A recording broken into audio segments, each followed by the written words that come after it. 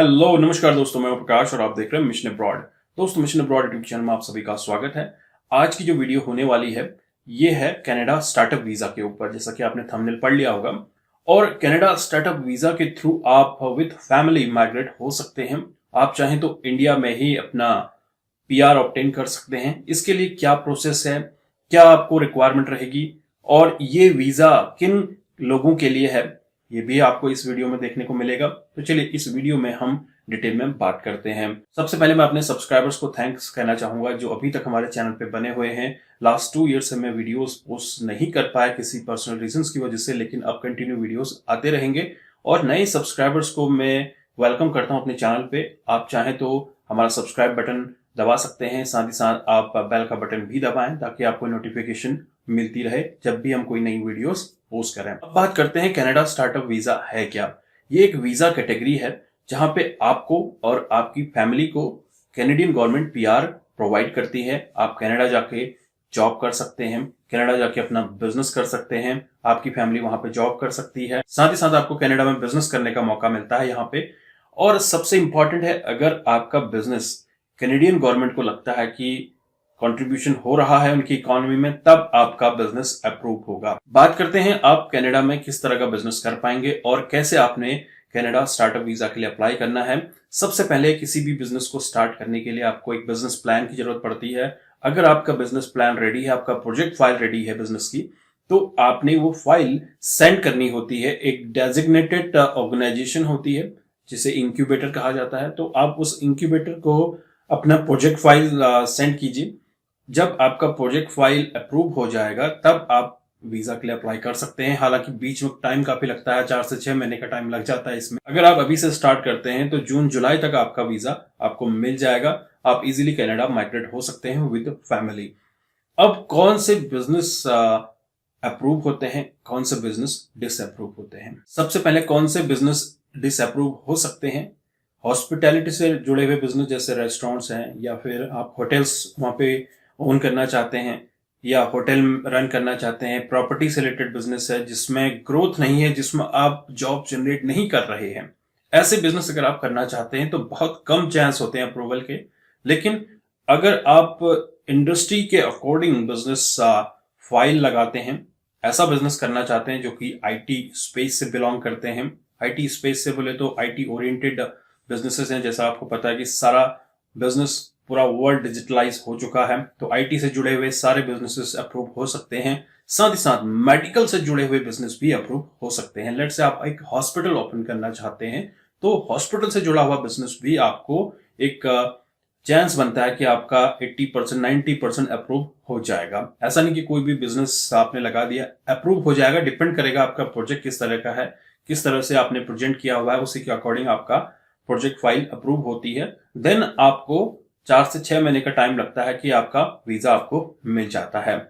जब आप अपना प्रपोजल सेंड कर रहे होते हैं उसके बाद आपको डॉक्यूमेंट सेंड करने होते हैं। जब आपका अप्रूवल आ जाता है कि आप अपना यहाँ पे आके अपना बिजनेस स्टार्ट कर सकते हैं, फिर आपके डॉक्यूमेंटेशन का टाइम आता है। सबसे पहले है लैंग्वेज का। अगर आप IELTS 5 बैंड्स लेके आते हैं, और ये इजी है, कोई भी इसे ऑब्टेन कर सकता है। और इसके बाद अगर आप फ्रेंच में हैं, NCLC का 5 जो कि स्पीकिंग में है, 4 राइटिंग और रीडिंग में है। ये अगर सर्टिफिकेट्स आपके पास है लैंग्वेजेस के, तो आप इजीली इस वीजा के लिए अप्लाई कर पाएंगे। इसके अलावा और भी डॉक्यूमेंट्स लगते हैं, 1 बाय 1 आगे डॉक्यूमेंट्स के बारे में हम बात करेंगे।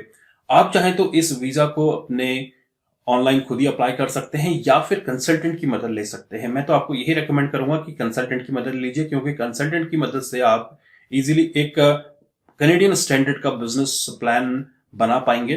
क्योंकि आपको नहीं पता कि कनाडा में किस तरह का बिजनेस रन होता है, किस तरह का वहां का क्लाइमेट है, किस तरह के कस्टमर्स हैं। सारा आपको मार्केट रिसर्च करने के बाद ये प्लान बनाना पड़ता है। हालांकि कंसल्टेंट के पास रेगुलर बेसिस पे इस तरह के वीजाज अप्लाई किए जाते हैं, तो कंसल्टेंट को सब पता होता है। तो कंसल्टेंट की मदद आप इस वीजा के लिए ले सकते हैं। हालांकि यहाँ पे आपको बहुत बड़ी अमाउंट पे करने की जरूरत नहीं पड़ती है कंसल्टेंट को। जैसे अगर आप वर्क वीजा के लिए अप्लाई कर रहे होते हैं, जॉब्स के लिए अप्लाई कर रहे होते हैं, तो वहां पे कंसल्टेंट आपसे बहुत बड़ी अमाउंट मांग लेते हैं। लेकिन यहाँ पे आपको लिमिटेड अमाउंट देना पड़ता है, और आप ये खुद भी चेक कर सकते हैं कि कितना फी लगता है, कितना उसका अपना फी है। अब बात करते हैं किन किन डॉक्यूमेंट्स की जरूरत पड़ती है कनाडा स्टार्टअप वीजा के लिए कुछ डॉक्यूमेंट्स मैं आपको यहाँ पे बता देता हूँ। आपके और भी डॉक्यूमेंट्स लगेंगे जो कि डिपेंड करेगा आपका किस तरह का पिक्चर है। तो सबसे पहले है आपका फिनेंशियल डॉक्यूमेंट्स आपके पास होने चाहिए। बैंक लेटर आपके पास होना चाहिए जो ये इंडिकेट करता है कि आपके पास सफिशिएंट फंड है आपके बिजनेस को रन करने के लिए।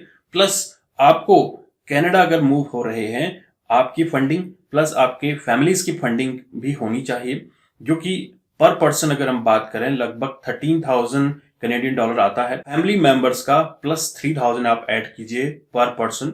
अगर आपके पास दो फैमिली पर्सन है, आप और आपका वाइफ, तो आप यहाँ पे मान के चलिए 16,000 कैनेडियन डॉलर्स आपको रिक्वायरमेंट होगी। उसके बाद आप और भी ऐड कर सकते हैं, जैसे आपका किड्स हैं, फैमिली में और जो पर्सन है उनको ऐड कीजिए, तो 3,000 पर पर्सन के अकॉर्डिंग आप यहाँ पे लेके चलिए। सेकंड है आपका letter of support, letter of motivation.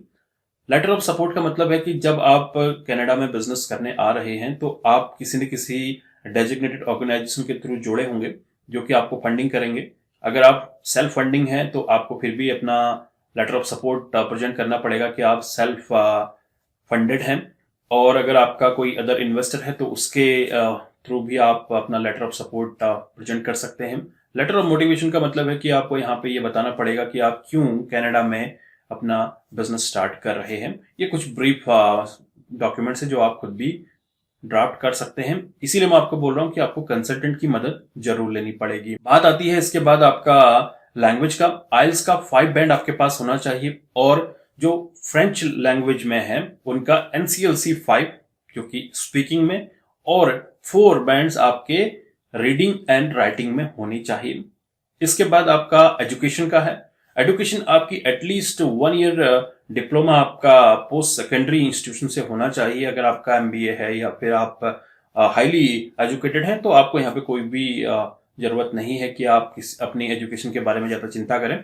आपको सिंपली अपने डॉक्यूमेंट प्रेजेंट करने होंगे। इसके बाद है आपका सिक्योरिटी और मेडिकल रिपोर्ट्स। सिक्योरिटी मतलब आपका क्लियरेंस रिपोर्ट आपके पास होना चाहिए। सिक्योरिटी क्लियरेंस जैसे आप PCC करते हैं, पुलिस क्लियरेंस सर्टिफिकेट आपके पास होना चाहिए, जो कि पासपोर्ट ऑफिस से आप ऑब्टेन कर सकते हैं या फिर अपने नजदीकी पुलिस स्टेशन से भी ऑब्टेन कर सकते हैं। अगला है मेडिकल रिपोर्ट्स आपके पास होनी चाहिए, जिससे ये पता चलता है कि आप हेल्दी पर्सन है। आपके फैमिलीज के सब जितने भी पर्सन आपके साथ PR के लिए अप्लाई हो रहे हैं, सबका मेडिकल रिपोर्ट होना चाहिए। सबका एजुकेशन डॉक्यूमेंट्स आपने सबमिट करना है। एक पूरी फाइल बना के आपने सबमिट करनी होगी। अब बात आती है इसमें पहला स्टेप क्या है, आपका बिजनेस प्लान। आपने अपना बिजनेस प्लान सेंड करना है। अगर कैनेडियन गवर्नमेंट को पसंद आ गया आपका बिजनेस प्लान तो आप इजीली कनाडा माइग्रेट हो सकते हैं। इसमें कोई भी चिंता करने की आवश्यकता नहीं है।